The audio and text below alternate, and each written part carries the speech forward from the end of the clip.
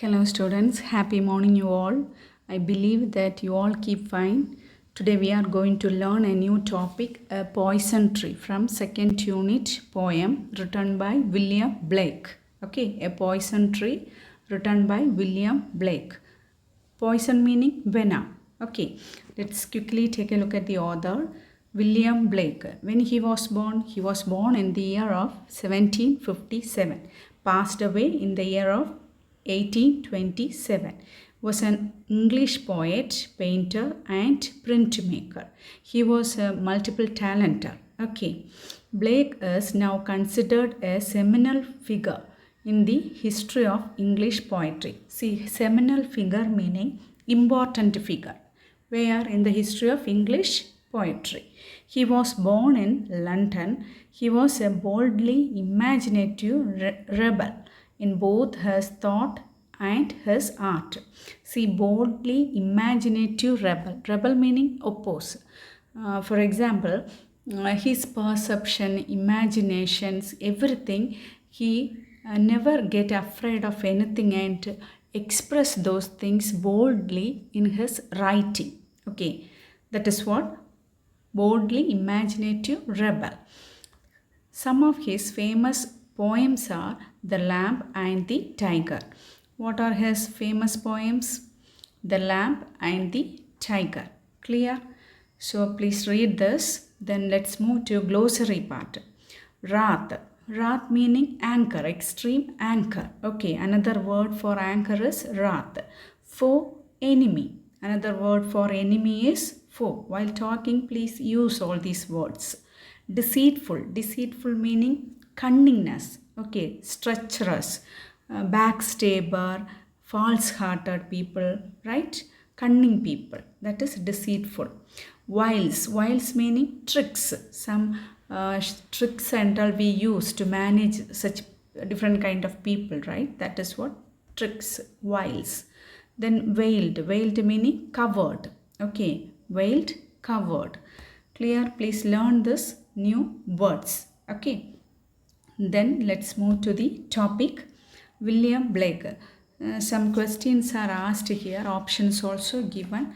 You please read this and the answer options are up to you. Okay. Anyway, let me explain that. First one, you overhear a friend talking badly about you. How angry does that make you feel? See, just imagine, definitely it might have happened in our life, right? Some people, friends or whoever, so nice in front of us. But when they move and talk with others, they talk ill about us. That definitely hurt us, right? That we are not supposed to do it. Clear? Then your friend persuades you to take help to prepare for the max board examination from a close friend. That person doesn't turn up at all as agreed. How angry does that make you feel? See, you too sometimes definitely assured, promised friends, right? For max exam or whatever exams help you. But on that particular day, if we don't help them, think about that situation. Definitely it hurt, right? Trusted the person, then that person cheated, right? It hurts, right? If you can't help, immediately you can deny that. You should not cheat any person. If you can't do any work or any help, if you can't do, immediately you can say the reason, immediately you can deny that, but should not cheat anybody. Clear? Then you have agreed to pick up some friends at their train station. They are coming to stay with you for a few days. You have arranged with your elder brother or sister to drive the car for the day. You are about to leave the house when you realize the car is outside, but your brother or sister has gone to work taking the keys. Just imagine, you promised your friend definitely pick you. You asked your brother or sister also, but on that day they are cheating. Their car is there, but they have taken the keys. This is not fair, right? Definitely it hurts. Then, during a get together, your friend makes fun of your singing in front of your friends. Your thought your singing was fine. You are thinking that your singing was quite okay. Okay. But your friend thinks you really need to practice much more. How angry that makes. See, making fun of others is not good in front of all the people. Definitely, we should not make fun of anybody. Okay. If you have any suggestions to convey them, you can call them personally and you can say the suggestion or whatever it's. But we are not supposed to make fun of them in front of others. That we should avoid. Definitely that thing hurt. Okay, so these are the points. Keep your mind and please visualize this situation. This situation is closely related to this poem. Okay, shall we move to the poem? A poison tree. I was angry with my friend. Here I refers to the author. Who's the author? William Blake.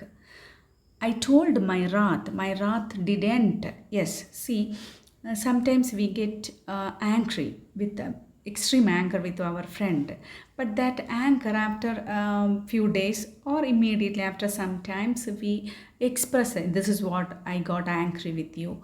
You should not repeat this. Like that, if we express, definitely that anger come to an end, right? I was angry with my foe. Foe meaning enemy, right? I told it not. My wrath did grow. See, there are friends. We don't talk much. They are now our enemy. But when we meet them, just we smile on them, smile at them, just move away, right? We don't talk much.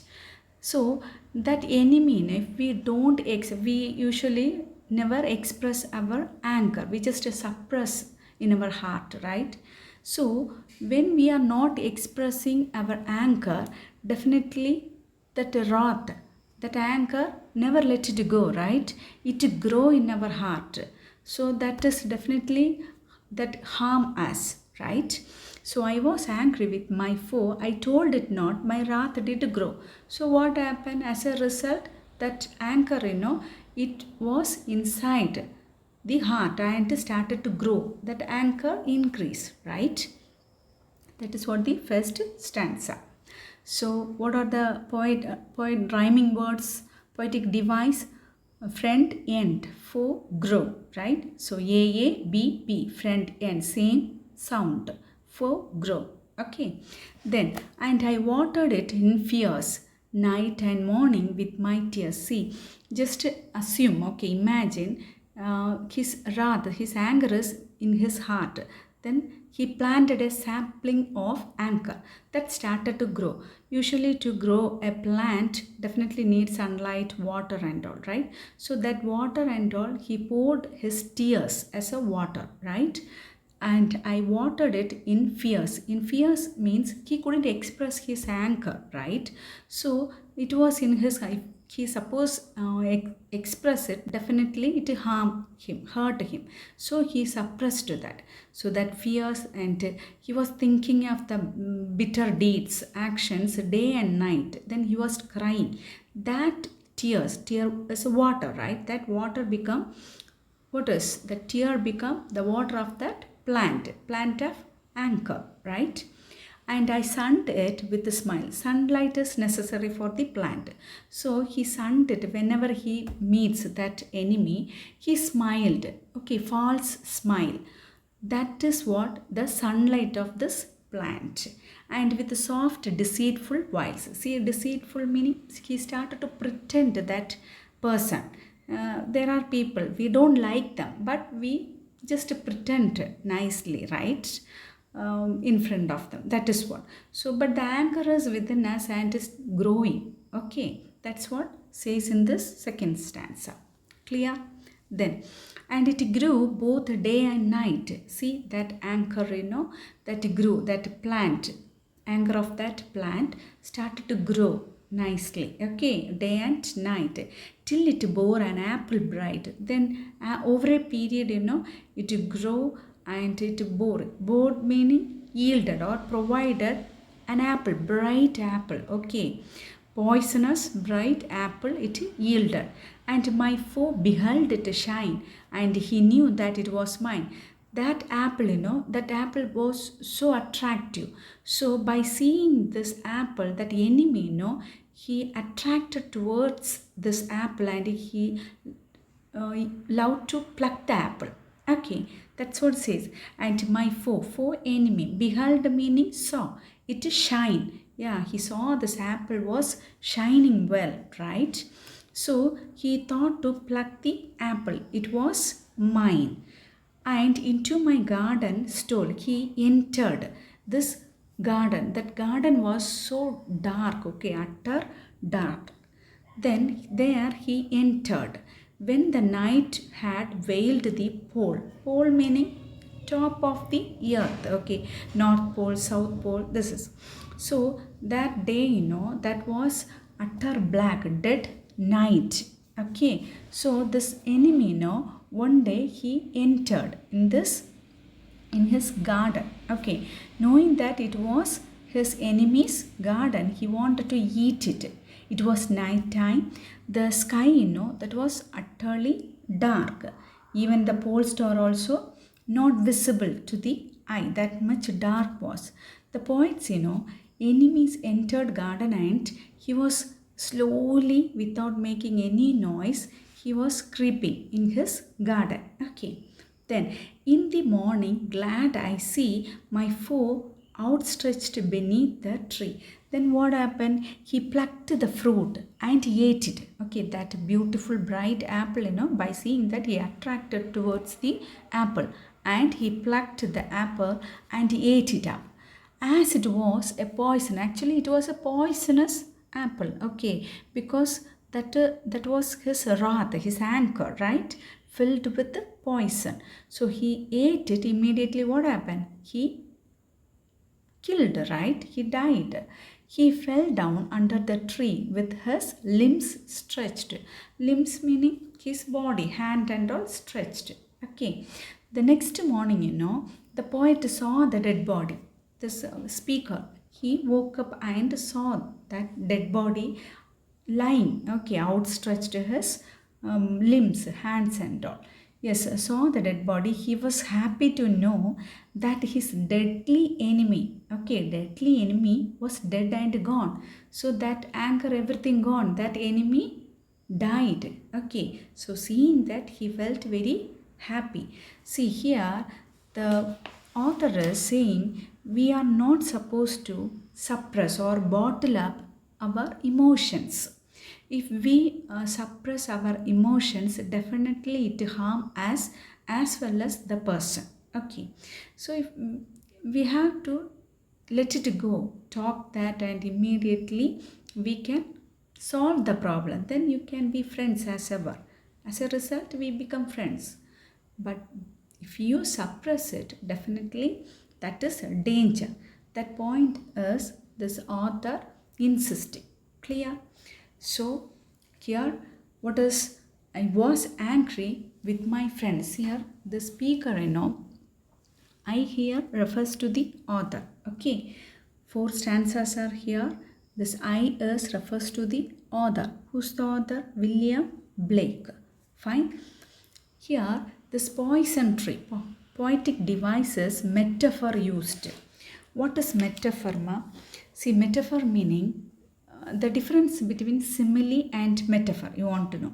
Simile we use to compare two things, we use as and like. She is like an angel, he is brave, as brave as what is a lion, like that we use, right? His brain is like a computer. Similarly, this metaphor, we don't use this like and as. She's angel, his brain is computer, like that we say. That is what the difference between simile and metaphor. Both compare two things. Metaphor and simile also compare two things. That's what. Okay. So here poetic device used is what is metaphor. Okay. Then first stanza, rhyming words. Friend, end, A, foe, grow, B. What about the second stanza? Fears, tears, smiles, whiles. So A, B, B. Bright night. A. Shine, mine. B, B. Clear? Then stool, pole. C, tree. A, B, B. Clear? This is what the rhyming scheme and rhyming words of this poem. So please read this poem at least 2-3 times. Then only it would be quite easy for you to understand the poem. Then this fill ups everything, you just do it. Then the hard words, please learn this hard words. Okay, that is very important. You should know wrath, anger, foe, enemy, deceitful meaning, cunningness. Okay, then whiles, tricks, veiled, covered. Okay, so you learn all these words and do this exercises.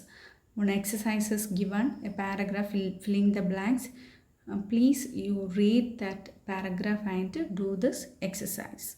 Okay, I hope you understand this poem well. Thank you. Meet you in the next class.